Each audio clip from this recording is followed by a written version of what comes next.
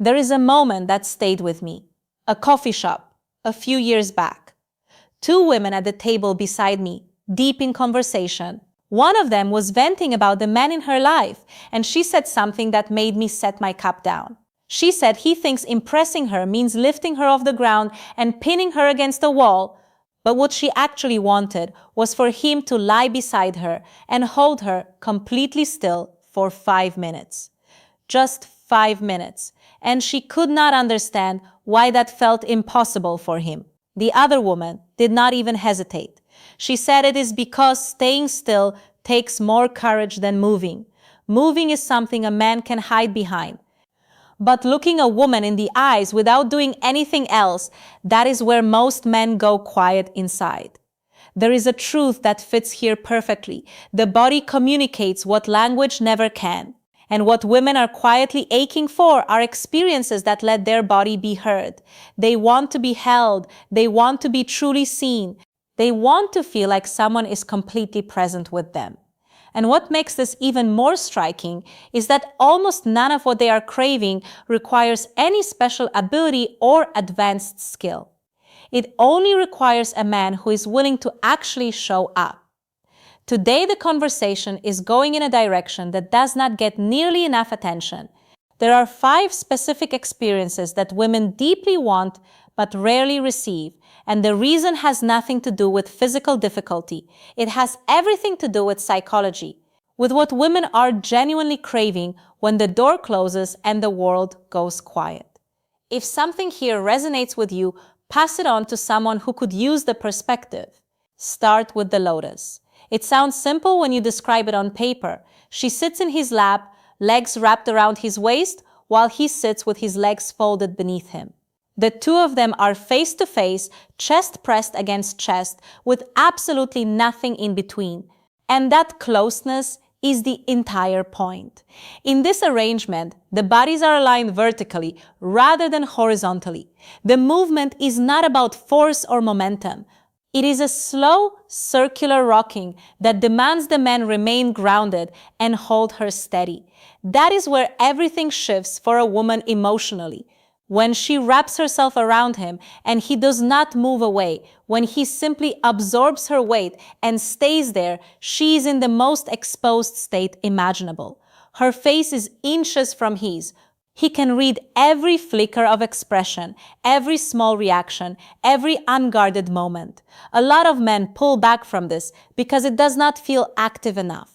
They think they should be doing something more, moving more, leading more. Sitting still makes them feel almost useless.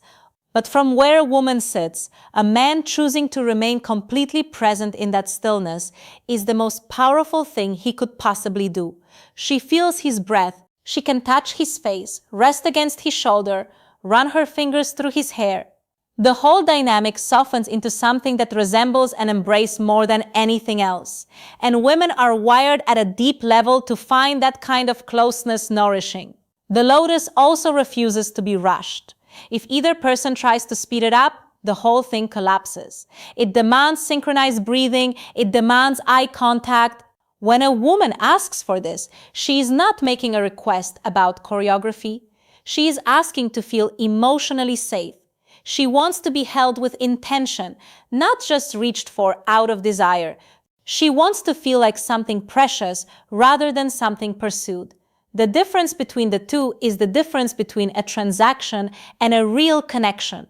Men who finally try it tend to discover that the intensity of genuine closeness, the warmth, the eye contact, the weight of her against him, produces something that no amount of physical effort ever could. It is the feeling of being truly let in. Now think about spooning.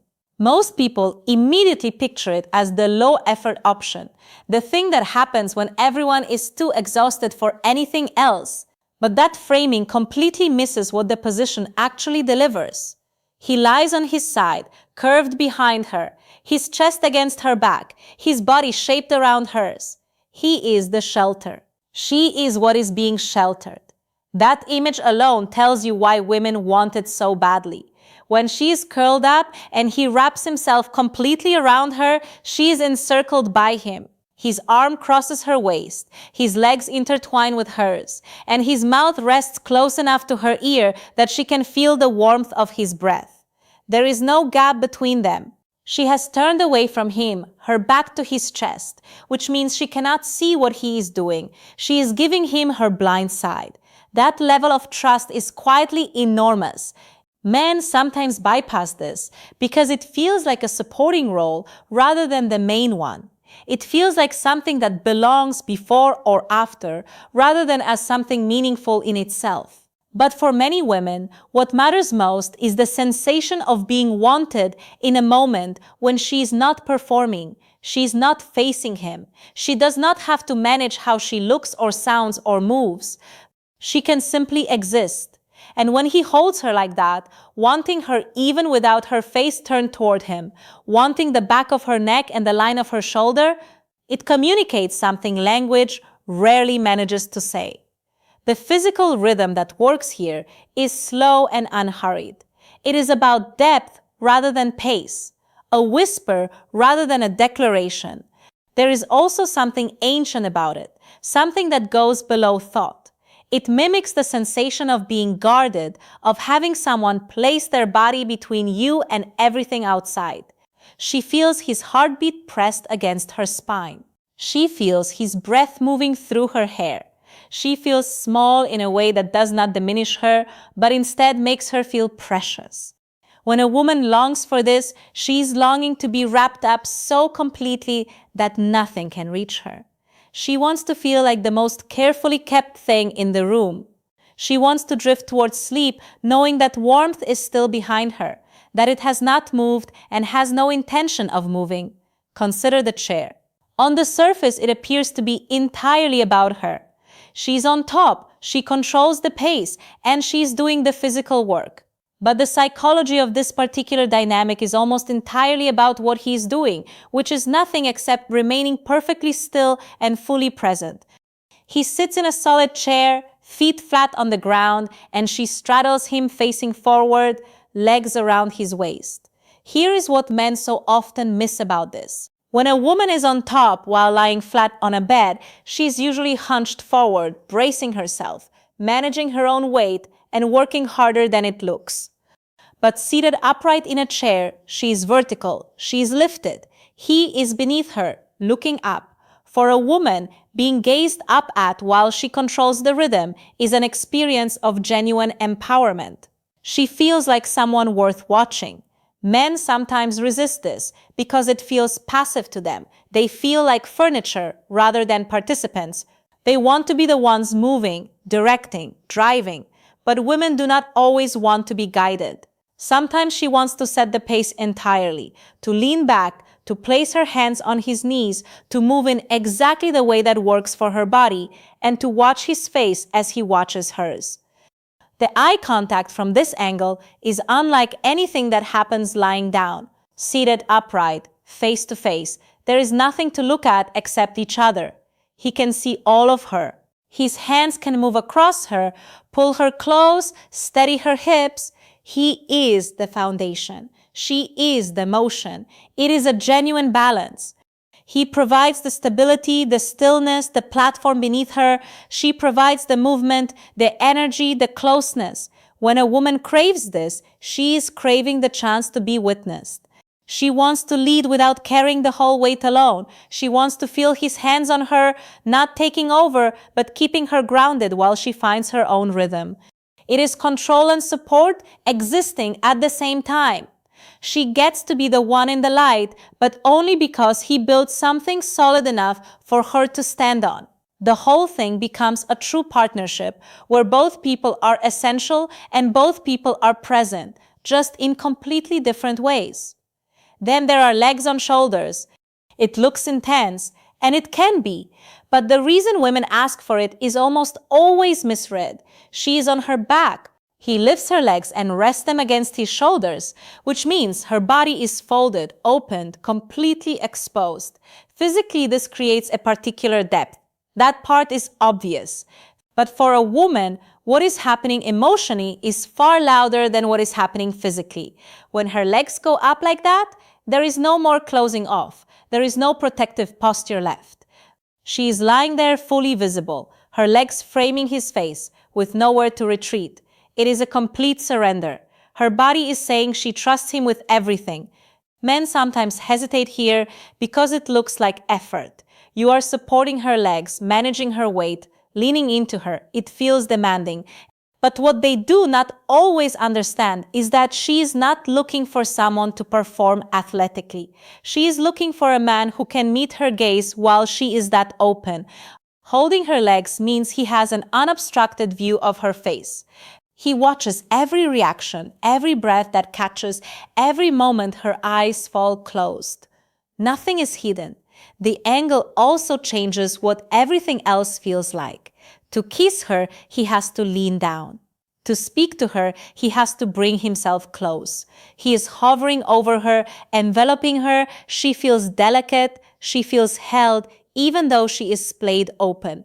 And when he looks past her legs directly into her eyes, a current runs through the whole moment. It is just the two of them locked into each other. When a woman asks for this, she is asking to be opened up with tenderness rather than urgency. She wants to feel the weight of him, but also the steadiness of him. She needs to know that her vulnerability will not frighten him, that he will not look away from how exposed she is. It is trust being tested and passed in the same breath. She hands him everything, and he holds her legs, supports her body, and keeps his eyes on hers. It is intimate in the way that very few things actually are. It is the experience of being utterly at someone's mercy and feeling somewhere beneath the exposure completely safe. Finally, there is the seated oral position, and this is the one that costs him the most physically while giving her the most emotionally. The description is almost startlingly simple. She sits at the edge of the bed or on a firm chair, leaning slightly back. He lowers himself to the floor in front of her and kneels. That is the whole setup. He is on his knees, looking up at her. Men instinctively avoid this more than almost anything else, and it is not because they do not want to give her pleasure. It is because kneeling does not feel neutral. It feels like a lowering of oneself. Men are shaped by a lifetime of being told to stand tall, to lead, to be the one in front. Dropping to the floor in front of a woman cuts directly against that conditioning. It feels like submission, but what women understand, and what men rarely pause to consider, is that when a man kneels, he is not making himself smaller. He is making her larger. He is lifting her without ever leaving the ground. For her, this is about receiving fully and without condition. She gets to sit back, close her eyes, and experience pleasure without managing anything in return. She does not have to think about how she looks. She does not have to perform. She does not have to arrange her body to make anything easier for him. She simply gets to feel. And then there is what she sees when she opens her eyes. He is there below her, entirely absorbed in her. His hands are on her, and he is exactly where he chose to be. That image alone, a man completely focused on nothing except her pleasure, is something that reaches past the physical into something much deeper. It makes her feel desired in a way that is distinct from anything else. It makes her feel like she is something worth kneeling for. The surrender here belongs to him. He gives up the comfort of standing. He gives up the pride of leading. He puts her pleasure directly in front of him and stays there. When a woman asks for this, she is asking to be placed at the center of everything, at least for a little while. She wants to feel like she is worth the cold floor and the discomfort and the effort. She wants to feel like someone adores her enough to go down without hesitation.